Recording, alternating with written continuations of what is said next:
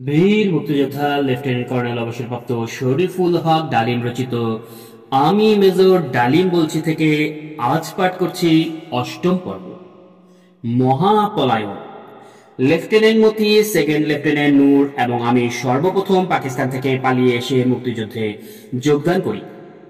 জাতীয় রাজনীতির এই ক্লান্তি লগ্নে আমি তখন কোয়েটায় 16 ডিভিশনের 62 ফিল্ড আর্টিলারি রেজিমেন্টে পোস্টেড। আমার আবাস কিংস রোডের আর্টিলারি অফিসার্স মেসে। আমি ছাড়া তখন কুয়েটাতে বেশ কয়েকজন বাঙালি অফিসার বিভিন্ন রেজিমেন্ট ও ব্যাটালিয়নে পোস্টেড ছিলেন। কর্নেল দস্তগীর জি1 ডিফ হেডকোয়ার্টার্সে মেজর হাফিজ, 62 ফিল্ড রেজিমেন্টে ক্যাপ্টেন শহীদ, 32 কোভার আলী, ক্যাপ্টেন শরীফুল, 32 কাভার Ali, captain Mohsin Baluch regiment, major Malek BM, major Kader engineers, captain Maula EME battalion, captain আমসা Amir infantry school, captain Zaker, captain Huda, captain Safayat, captain Harun 26 field artillery regiment, captain Iftekhar, captain Mazahar Uddin Mollah, lieutenant কেবি 63 ফিল্ড আর্টিলারি রেজিমেন্ট, ক্যাপ্টেন জামান AMC, captain Kashem ASC প্রমুখ।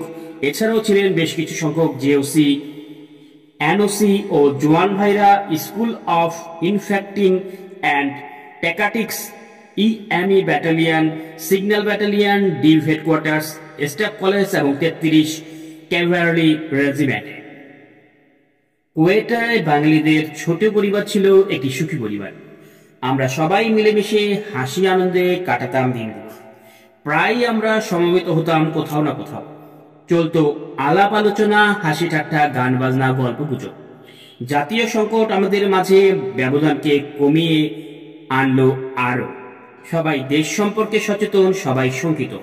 ভাবলাম অকুল কি হচ্ছে, ঘটনা প্রবাহের পরিণাম কি, প্রেসিডেন্ট আইয়ুবের ক্ষমতা লিপসা কোথায় নিয়ে যাবে দেশটাকে, পাকিস্তান টিকে থাকবে কি করে, অন্যায় বিচার, শাসন শোষণ শেষ হবে কবে, আইয়ুব খানের প্রশাসন ব্যর্থ হচ্ছে সম্পূর্ণরূপে। জাতীয় বৃহত্তর স্বার্থে তিনি কি গ্রহণযোগ্য রাজনৈতিক সমাধান মেনে নেবেন আলোচনার মাধ্যমে, নাকি ক্ষমতার মোহে দেশকে আরো রসাতলে টেনে নিয়ে যাবেন? গোপনে আমরা মিলিত হই বিভিন্ন জায়গায়। আলোচনার মাধ্যমে খুঁজে পেতে চাই এ সমস্ত প্রশ্নের জবাব। খবরাখবরের আদান প্রদান হয় নিজেদের মধ্যে। প্রতিটি নতুন খবর পর্যালোচনা করি অবস্থার পরিপ্রেক্ষিতে। খবর পাই দেশ থেকে আসা চিঠিপত্রের মাধ্যমে। মনোযোগ দিয়ে শুনি BBC, voice of America, all India radio, voice of Australia প্রভৃতি কেন্দ্রের প্রচারিত অনুষ্ঠানগুলো। জাতীয় রেডিও এবং টিভির মাধ্যমে প্রচারিত খবর একপেশে হওয়ায় বিশ্বাসযোগ্য মনে হয় না। মাঝে মাঝে সিগন্যাল সেন্টারের বাঙালি ভাইরা নিয়ে আসে জিএইচকিউ থেকে প্রেরিত গোপন বার্তাসমূহের সারবস্তু। এ থেকে শাসনচক্রের মন মানসিকতা সম্পর্কে কিছু তথ্য পাওয়া যায়, কিন্তু সেটাই বা কতটুকু? পূর্ব পাকিস্তানের গণ আন্দোলনের প্রতি মুহূর্তের ঘটনাবলী জানার জন্য মন উদ্গ্রীব হয়ে থাকে তীর্থের কাকের মতো। 1,500 মাইল দূরত্বে বসে সীমিত মাধ্যমে ঘটনা প্রবাহের যতটুকু খবরাখবর পাচ্ছিলাম তার চুলচেলা বিশ্লেষণ করে অবস্থার সাথে নিজেদের যতটুকু সম্ভব সম্পৃক্ত রাখার চেষ্টা করছিলাম আমরা। কিন্তু সব সময় সবকিছু করতে হচ্ছিল নিজেদের বিশেষ সতর্কতার সাথে। মনের দাহ ও আক্রোশে অতি কষ্ট চেপে রেখে স্বাভাবিকভাবে দৈনন্দিন দায়িত্ব পালন করে যাচ্ছিলাম সবাই। নিজেদের সংযত রেখে ধৈর্য সহকারে অবস্থার মোকাবেলা করতে হবে সবাইকে। এই সিদ্ধান্তই গৃহীত হয় গোপন বৈঠকগুলোতে। আশা নিরাশার এক ভয়াবহ অনিশ্চয়তায় কাটছিল আমাদের প্রতিটি মুহূর্ত।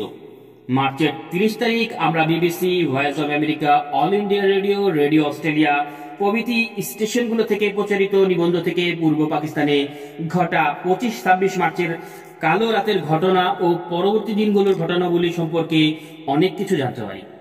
বাংলাদেশে ফেলে আসা আত্মীয় স্বজন, বন্ধু বান্ধব, পরিচিত জনদের অবস্থা ভেবে ভারাক্রান্ত হয়ে ওঠে মন। পাকিস্তান সরকার ও সেনাবাহিনীর ন্যাক্কারজনক আচরণে বিক্ষুব্ধ হয়ে উঠি। সেই সেনাবাহিনীতেই চাকরি করছি বলে নিজের প্রতি আত্মধিক্কার জাগে মনে। ভাবি, এই অবস্থায় প্রবাসে বসে আমাদের কি কিছুই করণীয় নেই? বাঙালিদের ঘোষিত স্বাধীনতা সংগ্রামে আমাদের কি কোনো দায়িত্ব নেই? সমগ্র বাঙালি জাতির সাথে একাত্মতা ঘোষণা করে স্বাধীনতা সংগ্রামে অবদান রাখার জন্য অকুল হয়ে ওঠে মন। অস্বস্তিকর পরিবেশে শ্বাসরুদ্ধকর অবস্থায় সময় কাটতে থাকে আমাদের। ইতিমধ্যে আমাদের কোর্সও প্রায় শেষ হচ্ছে। কোর্স আগত বাঙালি অফিসারদের মধ্যে ক্যাপ্টেন তাহের, সেকেন্ড লেফটেন্যান্ট নূর চৌধুরী এবং লেফটেন্যান্ট মতির সাথে আমার ঘনিষ্ঠতা হয়। চিন্তা ভাবনার মিলই ছিল আমাদের এই ঘনিষ্ঠতার প্রধান কারণ। আমি লোকাল অফিসার, এরা প্রায় সবাই আমার মেসে থাকতো, আসতো। দল বেঁধে আনন্দ ফুর্তি করে আমরা অবসর কাটাতাম। একসাথে খাওয়া, বেড়াতে যাওয়া, সিনেমা দেখা, ক্লাবে আড্ডা মারা ছিল আমাদের বিনোদনের উপায়। লেফটেন্যান্ট সুমিও প্রায় আমাদের সাথে যোগ দিত। আমরা একত্রিত হয়ে আনন্দ ফুর্তি করতাম ঠিকই, কিন্তু তার ফাঁকে আলোচনা চলত বাংলাদেশ নিয়ে। সবারই একই চিন্তা, আমাদের কিছু একটা করা উচিত। মুখ বুজে সব অত্যাচার সহ্য করে নির্দ্বিধায় হয়ে বসে থাকলে চলবে না। জাতীয় সংগ্রামে আমাদের সাধ্যমতো অবদান রাখতে হবে। কিন্তু কি করা সম্ভব? ইতিমধ্যে জানতে পারলাম আমাদের 16 ডিভিশনকে পূর্ব পাকিস্তানে পাঠানো হবে। অত্যন্ত সুখবর। ডিভিশন পেলে আমিও ইউনিটের সাথে পূর্ব পাকিস্তানে যেতে পারবো। খবরটা পেয়ে তাহের, নূর, মতি এবং সুমি সবাই খুশি। কোর্স শেষ হলো, কিন্তু স্কুল কর্তৃপক্ষ আদেশ জারি করলেন পূর্ব পাকিস্তান থেকে আগত কোনো অফিসারকে তাদের ইউনিটে ফেরত পাঠানো হবে না। তাদের সবাইকে পশ্চিম পাকিস্তানে বিভিন্ন ইউনিটে পোস্টিং দেওয়া হবে। একই ব্যাপার, এমনটি তো হবার কথা নয়। আমরা সবাই বিভ্রান্ত হয়ে পড়লাম। কোর্স শেষে ইউনিটে ফিরে যাওয়াতেই নিয়ম। তাহলে এ ধরনের আদেশের উদ্দেশ্য কি? তাহের, নূর, মতি সবার ইউনিটি পূর্ব পাকিস্তানে। তারা সবাই আটকা পড়ে গেল, আর আমি ফিরে এলাম ইউনিটে। কিন্তু ইউনিটে যোগদান করে বুঝতে পারলাম অবস্থার অনেক পরিবর্তন হয়েছে, পরিবেশও অনেক বদলে গেছে। ইতিমধ্যে দেশে ইমার্জেন্সি ঘোষিত হলো।